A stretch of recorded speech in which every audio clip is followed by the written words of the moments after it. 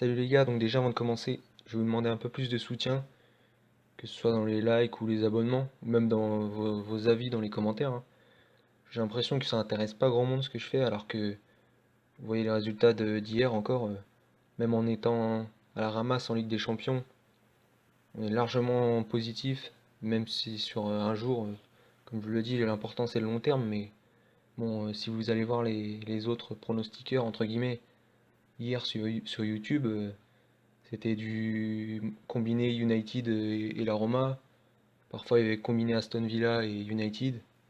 C'est c'est n'importe quoi. Demain, ils vont vous proposer du Barcelone plus la Juventus en disant en disant quoi? En disant c'est la meilleure équipe donc elle va gagner. Voilà, c'est ça.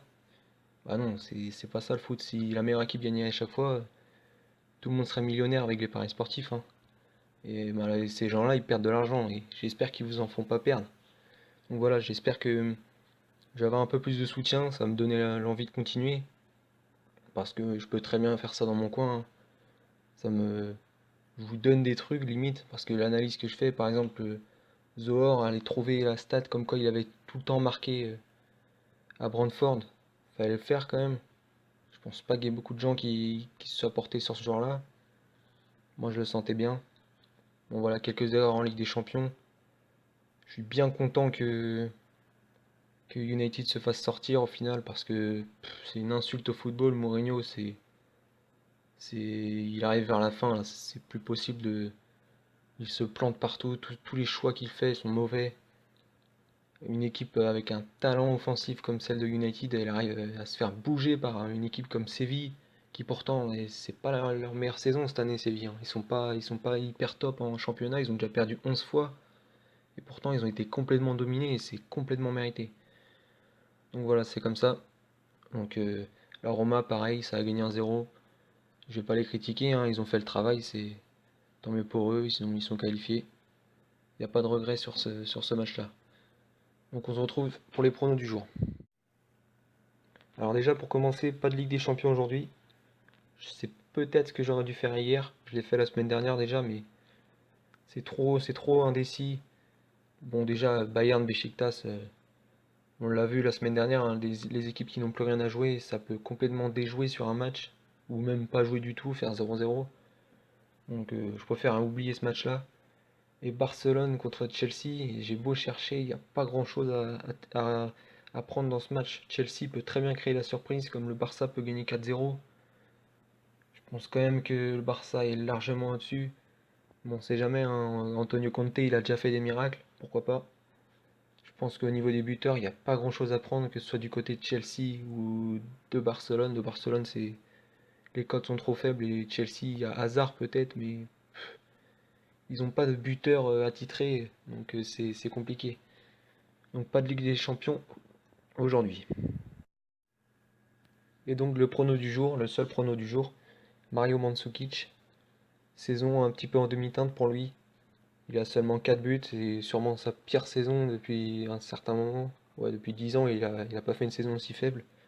Je pense que il a annoncé titulaire contre l'Atalanta.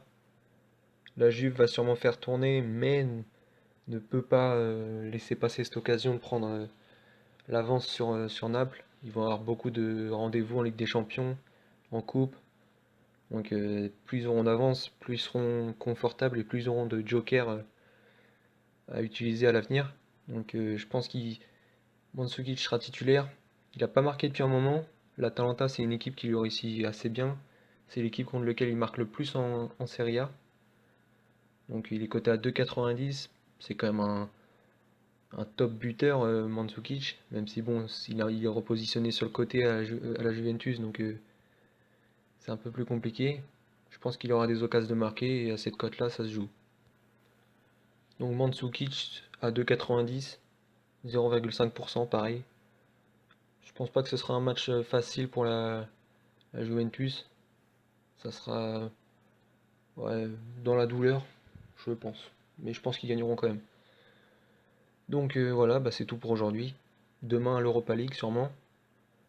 Euh, Comme je vous l'ai dit, hein, n'hésitez pas à soutenir la vidéo, aimer, vous abonner, même commenter, hein. que ce soit positif ou négatif. S'il y a des trucs que vous pensez que je peux améliorer, il n'y a pas de souci, hein. Maintenant, maintenant, comme je vous l'ai dit tout à l'heure, les jours où il n'y a rien à jouer, il faut pas jouer. Il faut pas se forcer à prendre des paris, à combiner des matchs dans tous les sens, à faire n'importe quoi. Ça reste un jeu d'argent, hein, donc si vous voulez pas rendre riche les bookmakers français, vous gardez votre argent. Il y aura la Coupe du Monde bientôt. Euh, construisez-vous une bankroll. Si vous n'avez pas beaucoup d'argent, vous économisez. Il y a les bonus des bookmakers, hein, si vous voulez, dans la description. Vous pouvez profiter de ça aussi, hein.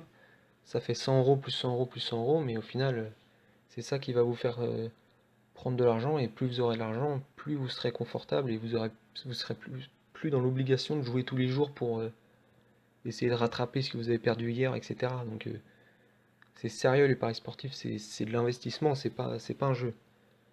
Donc voilà les gars, on se retrouve demain pour l'Europa League sûrement et passez une bonne journée.